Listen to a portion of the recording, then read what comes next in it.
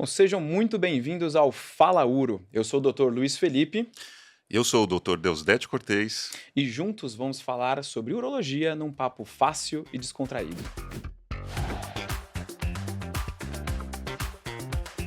Vocês não estão malucos. Vocês nos conheciam como Bicast e agora nós entramos numa nova fase. Nós ouvimos os nossos convidados, que são vocês, e estamos montando um novo formato desse podcast. Um formato com um espaço super aberto para que todos mandem suas dúvidas, comentários, sugestões e que a gente esteja aqui para fazer exatamente isso, no Fala Uro, de uma forma descontraída, descomplicada, mas com muita propriedade. Né, Luiz? E com muita informação. Portanto, não esqueça de mandar a sua pergunta pelo nosso Instagram, o @falauro_podcast. E a gente vai ter o maior prazer em respondê-la aqui. É isso aí. Beleza. Bom, hoje vamos falar de um tema diferente, Espinhoso. né? Espinhoso. Um tema... Tabu. Tabu, uma coisa que a gente escuta muito, tem muito paciente, Muito. muita pergunta, poucas respostas, mas que dá pra gente abrir uma discussão bem interessante, né? Deus, vamos falar de disfunção erétil, que assusta tantos homens, né? Assusta mesmo. Conta pra gente o que é disfunção erétil. Bem, primeiro, só para a gente entender um pouquinho, por que eu falei tabu? Porque é um problema que não é tão infrequente. A gente pega algumas estatísticas aí chegando até 50% de disfunção erétil na população masculina. E o grande tabu é que os homens têm preocupação de procurar uma ajuda especializada, eu diria. Porque não adianta procurar sua ajuda com colegas, com amigos, ou então YouTube. em sites. Hoje em dia a gente tem informação aí muito expandida, informações muito heterogênea, de várias formas. Então, eu acho que o importante aqui da gente conversar sobre, primeiro, antes de classificar o que é uma disfunção erétil, é exatamente lembrar isso.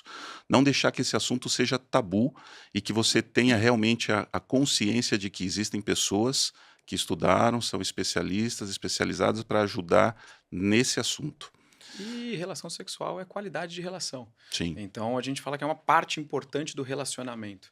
E se isso não está garantindo o tripé da relação, é importante a gente correr atrás desse tratamento, sem dúvida alguma. E até um detalhe, né? Relação sexual não é só ereção, né? Não, exatamente. Então, exatamente. tem todo um contexto que a gente vai Perfeito. abordar aqui.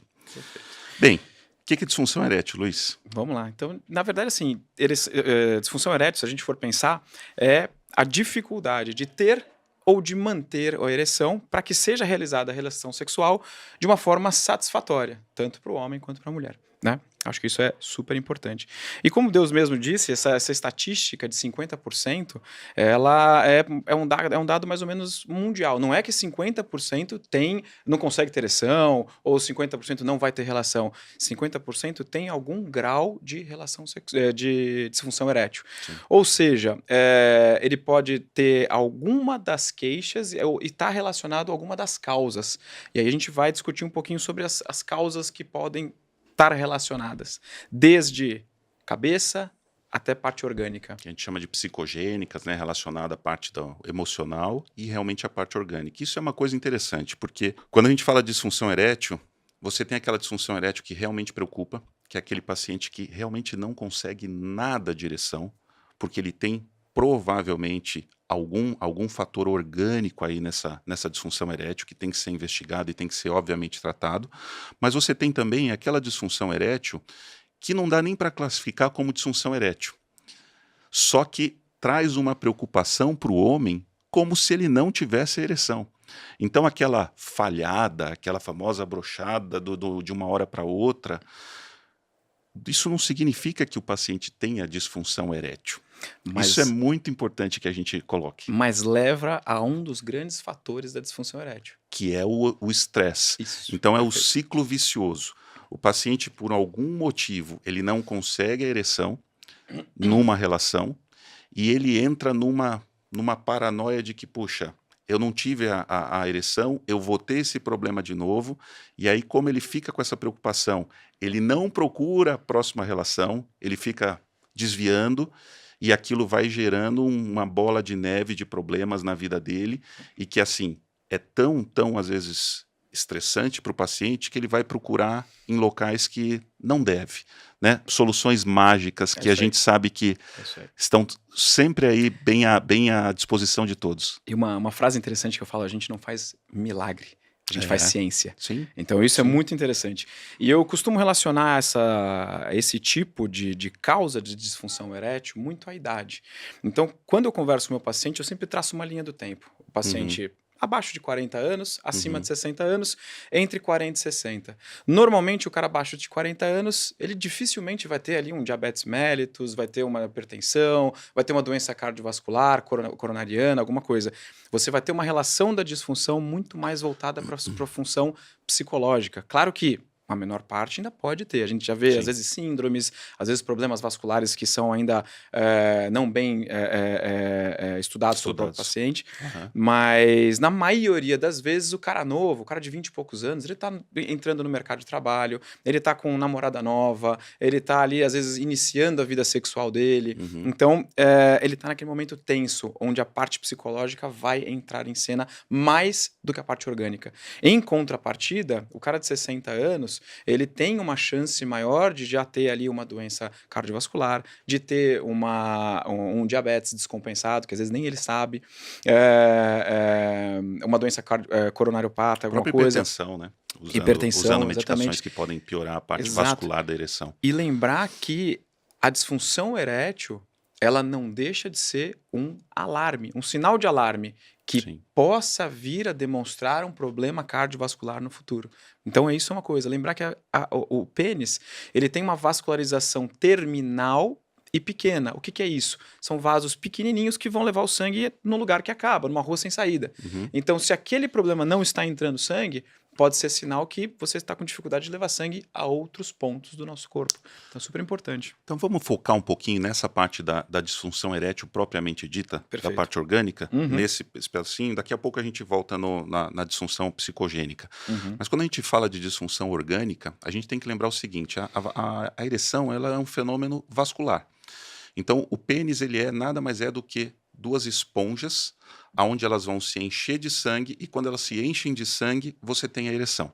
Tá? Perfeito. Essa chegada do sangue, ela depende de vários fatores. Ela depende do fator emocional, ela depende do fator neurológico, você tem que ter o nervo específico para que estimule a chegada, abra os vasos e estimule a chegada de sangue.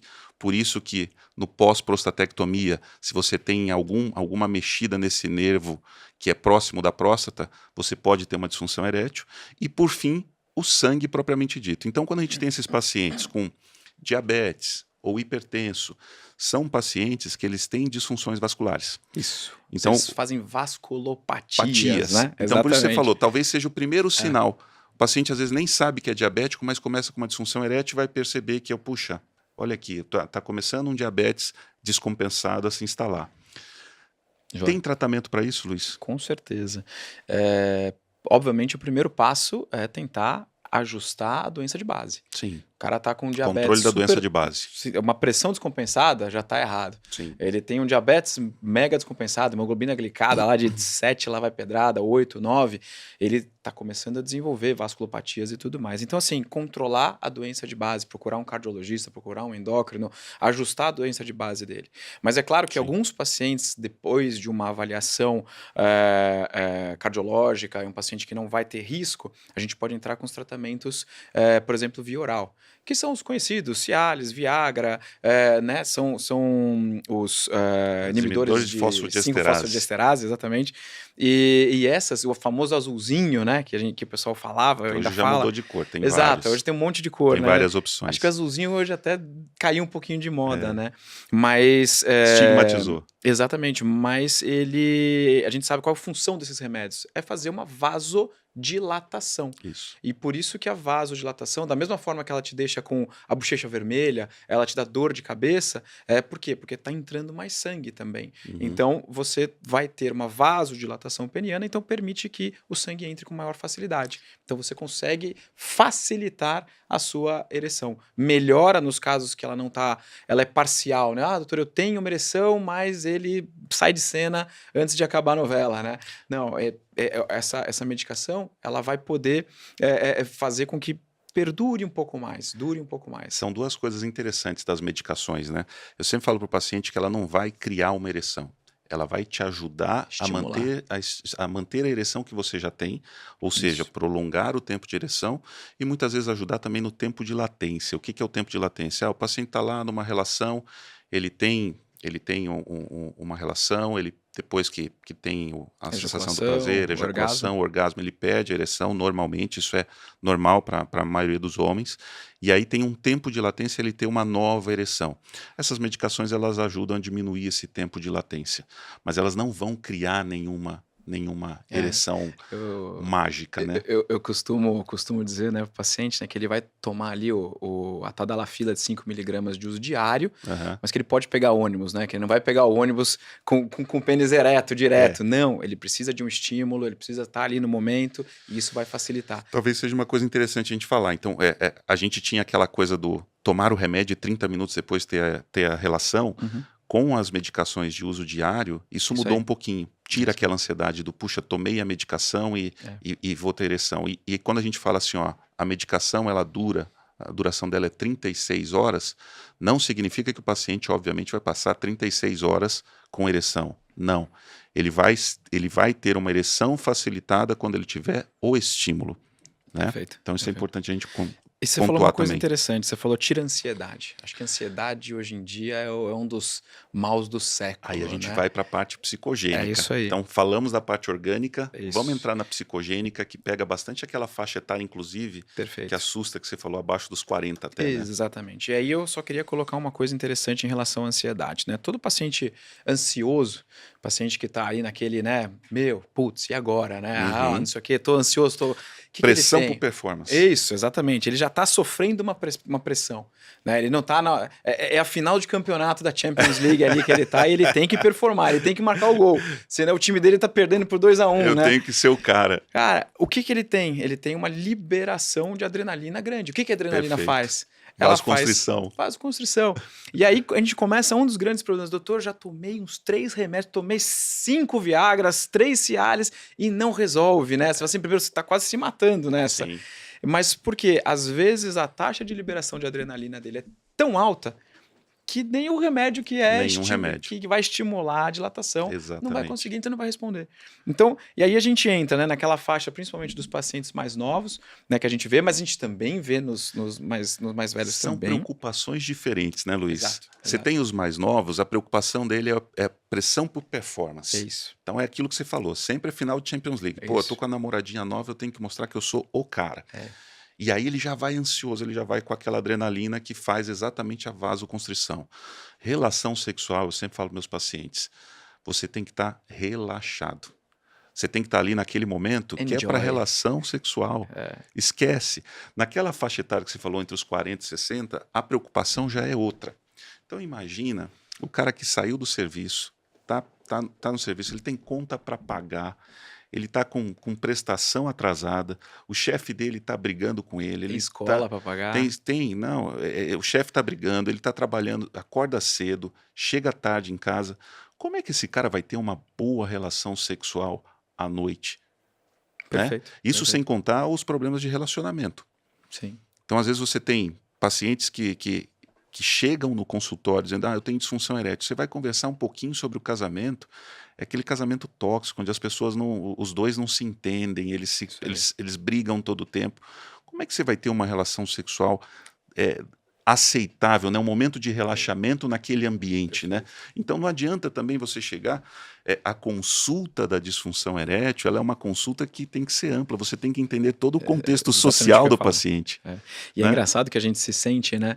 Tem aquele meme famoso, né? O que meus amigos acham, o que minha mãe acha e a vida real, né? Assim, o que eu gostaria, né? Minha mãe me vê operando todo dia, fazendo coisas complexas. Eu sou meus super-homem pra amigos minha acham mãe, que a gente pega em pinto todo dia, né? Não sei se nem se pode falar isso, mas aquela coisa, a realidade é a gente batendo papo, escutando o paciente e sendo quase um psicólogo para explicar como se... Eu brinco que a gente faz o relaxar. Fala Ouro todo dia no consultório. É o bate-papo. Isso daqui, gente, é o bate-papo de consultório, é o nosso dia a dia. Então, assim, essa abordagem, o médico como um todo, ele não pode ser só técnico, ele tem que ser empático, ele tem que entender, tem que fazer essa abordagem multidisciplinar e abordagem do É isso aí. contexto social do paciente. Falo, E as preocupações são diferentes de é isso cada aí. faixa etária, Né? né? Falo, título sem empatia não é nada. Não, não é Então, mesmo. só se for mundial, aí tudo bem.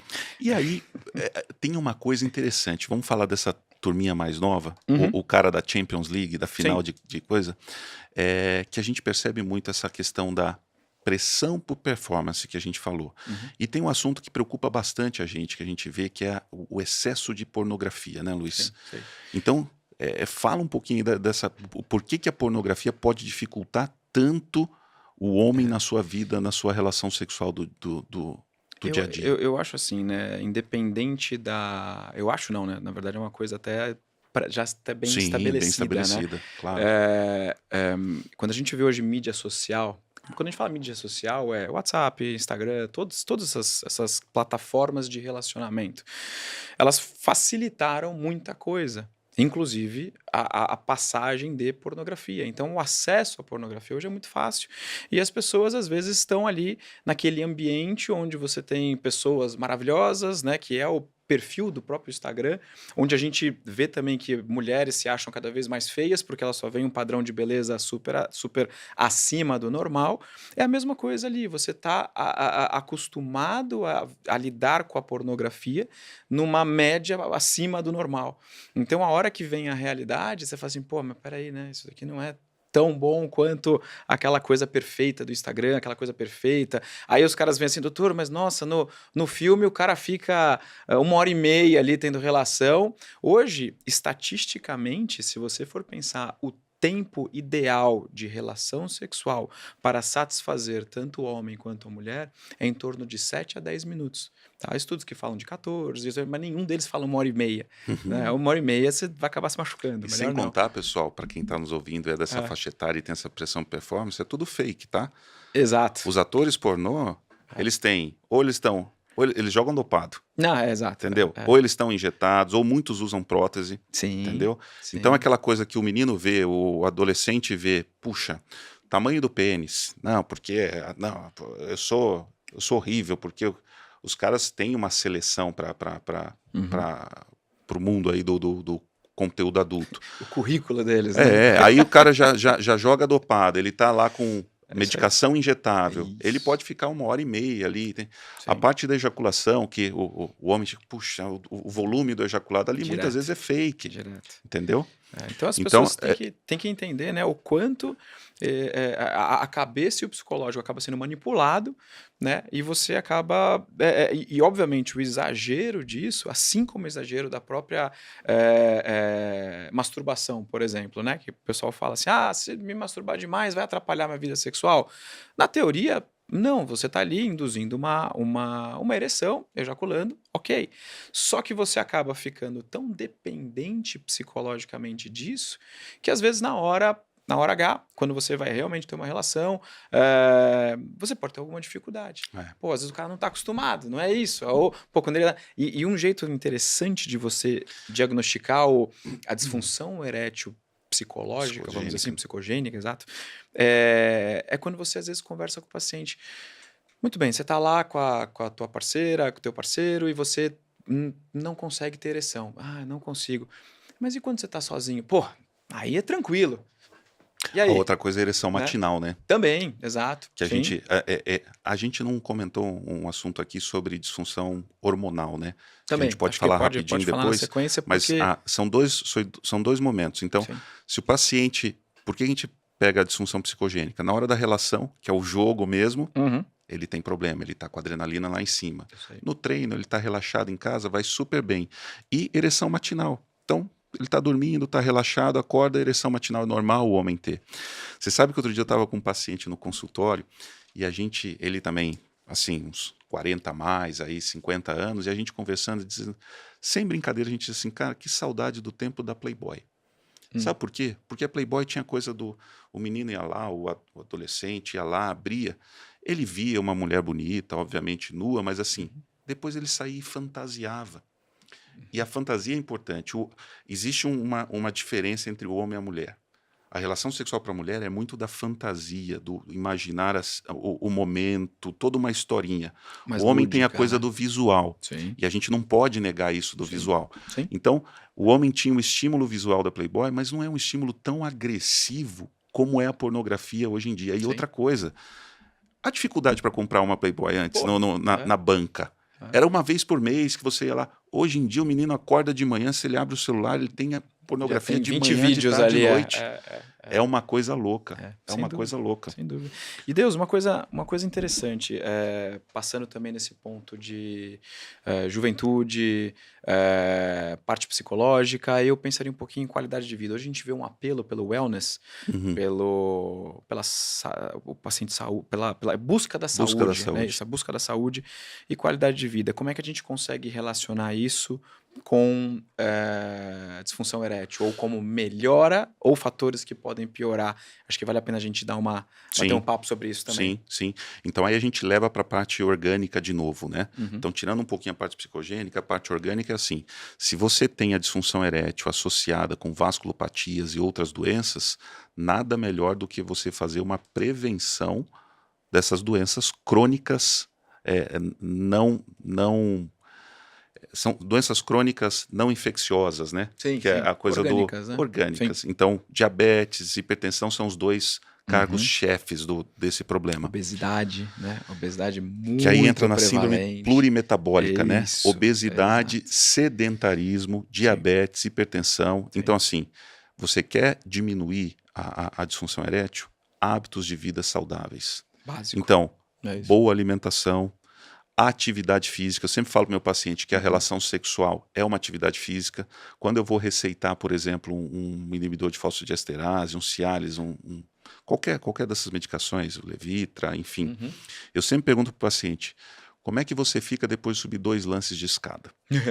Você fica ofegante, você consegue, você sente taquicardia, porque isso mostra a relação sexual é mais ou menos subir 2 lances de escada.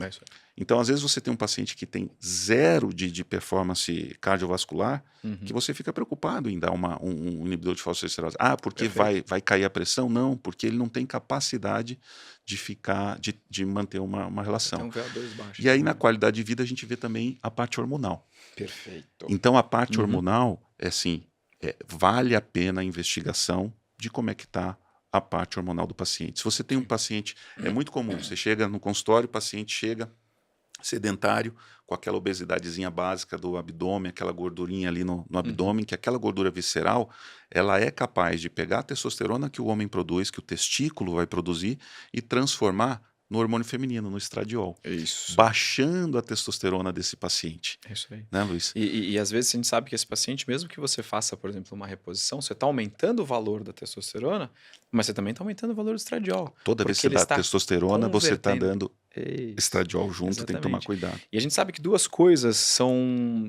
fundamentais para melhorar a própria testosterona. 2 não, muito mais, mas 2 coisas são fundamentais. A primeira delas, emagrecer, justamente para diminuir essa enzima que é chamada de aromatase, que é quem faz a conversão da testosterona em estradiol. E outra coisa é o sono, né? O sono, ele é fundamental, e a gente vê que as pessoas estressadas, elas não dormem, elas dormem tarde, elas acordam cedo, elas têm sono picado, então elas não produzem o hormônio principal da nossa relação sexual, que é a testosterona.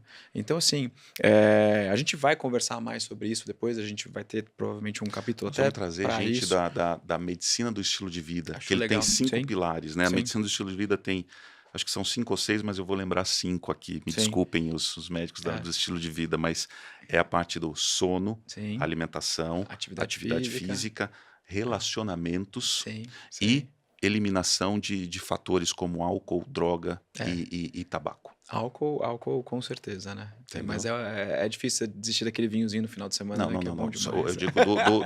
Eu digo do vício. Do exagero, Do exato. Como exagero. tudo na vida é Moderação. dentro de uma balança de moderação, né? Falando em moderação, a gente tem que moderar o nosso tempo. Sempre, sem Não dúvida. podemos ficar Senão a gente passando. leva bronca. Senão nós vamos levar bronca. Joia. Eu acho que a gente conversou bastante coisa aqui do ponto de vista geral, né? Acho que a gente trouxe bastante informação, obviamente sempre aberto a perguntas para quando tiver mais coisa aí que ficou faltando. Com certeza ficou faltando, né? A gente vai saber Usem as disso. nossas caixinhas do Instagram, mandem suas perguntas. Vai ser ótimo, a gente vai adorar aqui responder. Esse é o nosso novo modelo, mais aberto para que vocês mandem as suas dúvidas, mandem as suas sugestões também. E a gente vai estar aqui para isso. @falauro_podcast. Tô lendo porque ainda nem eu decorei direito aqui. Vamos entrar numa parte aqui de conversa rápida, papum, sem enrolação. Sei que não é fácil pra você, mas vamos lá. Eu queria não, na verdade são algumas perguntas que a gente vê bastante, então são coisas rápidas. Primeiro de tudo, implante peniano. Todo mundo pergunta da prótese, né? Prótese. A prótese é o fim do túnel, é o fim do caminho. Quando está indicada, ela é a última forma que a gente tem. Rápido, 30 segundos. Sim, dá para dizer que sim. Porque Exato. na hora que você põe a prótese, você tem que destruir aquela esponja para você colocar a prótese peniana. Isso aí. Então, realmente, você tem que entender que a prótese peniana é o último recurso. Se você, por algum motivo, tiver que tirar a prótese, você não tem mais Você tá ereção. lascado, exatamente. E uma coisa interessante também, às vezes uma coisa que eu faço quando eu coloco prótese, a gente tenta destruir o corpo cavernoso da menor maneira possível, para que sobre um mínimo, onde a gente vai ver que o paciente que tem aquela mínima ereçãozinha, ele consegue jogar um pouquinho de sangue e ainda tem um pouquinho de ereção na glande. E isso você pode ver isso aí algumas vezes, tá? Inclusive eu tô com um paciente recente que a gente operou, que ele ficou feliz da vida, porque uma coisinha ele ainda tinha. Eu achei que era papum. É? Eu achei que era papum. Não, mas tá bom, vou parar de falar. Beleza, segue. A minha pergunta agora para você. Por favor. Luiz, todo homem vai ter disfunção erétil ao envelhecer? Não. Acabei. Não, é uma coisa que é interessante, né? Que não é todo homem. Tem o cara que vai ter a vida dele ali, 90 anos. A gente não tem casos de repente, o próprio, você tá falando da Playboy, o próprio Hugh Hefner, ele teve filho com 60 e tantos anos. Ou seja, era um cara que não tinha contas para pagar, né? Exato. Ele não tinha contas para pagar, é o relaxamento. Ele era tranquilo. A gente acabou até respondendo essa daqui, né? Mas masturbação excessiva, ela pode causar disfunção erétil? Tudo em excesso é ruim, né? Então, assim, masturbação excessiva provavelmente está relacionado com pornografia excessiva, né? Perfeito. E é isso. Acho que assim, masturbação em si ela não vai dar disfunção erétil, mas se você tiver uma masturbação estimulada e associada com tudo aquilo que a gente já falou sobre pornografia excessiva, aí sim, isso vai atrapalhar bem o relacionamento sexual desse indivíduo. Acho que é isso, né? Fechamos. Acho que eu comecei e você finaliza então agora. Bem, pessoal, mais uma vez, só para vocês entenderem, todo o conteúdo do nosso antigo Bicast vai estar disponível nas redes sociais, tá? Então vocês não perderam nada, a gente vai continuar ali com aquele conteúdo, mas com um novo nome, com uma nova marca, com uma nova identidade visual e com novos episódios como esses aqui, mais curtinhos, focados em vocês, em responder as dúvidas. Isso é o novo Fala Uro, tá?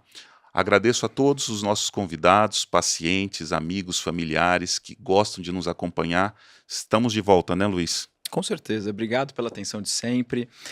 E a ideia é manter essa comunicação, mesmo que indireta no primeiro momento, através de mensagens e caixinha de pergunta e tudo mais, mas quem sabe no futuro até transmissões ao vivo e perguntas ao vivo e a gente faça uma consulta com vocês aqui. Preparem-se para as novidades. É isso aí. Grande abraço, pessoal. Um abraço para todos e obrigado por nos assistir.